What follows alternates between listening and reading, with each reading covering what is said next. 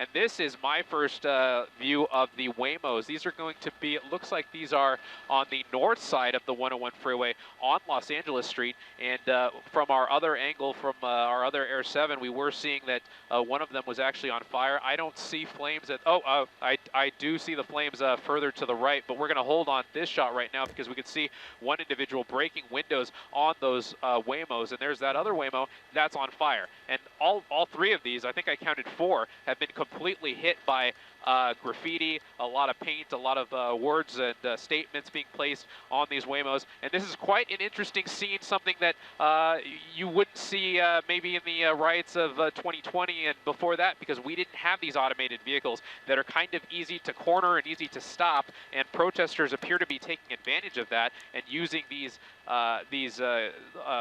automated vehicles as maybe billboards for their message. And unknown what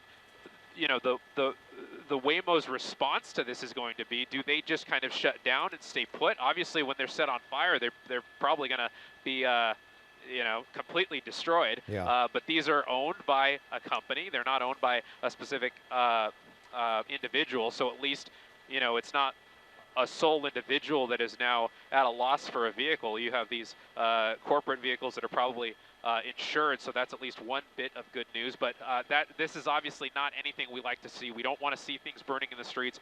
We don't want to see all these acts of vandalism that we're seeing now taking place on the Chinatown side of the 101 freeway. And we're seeing a lot of these protesters move northbound on Los Angeles Street. I'm not sure if that was from the activity that we saw a little bit closer to Temple and Los Angeles Street, where those mounted officers from LAPD kind of clashed a few minutes ago. I'm not sure if that's what's spurring some of these protesters to continue northbound on Los Angeles Street, or if they're just kind of moving forward of their own will.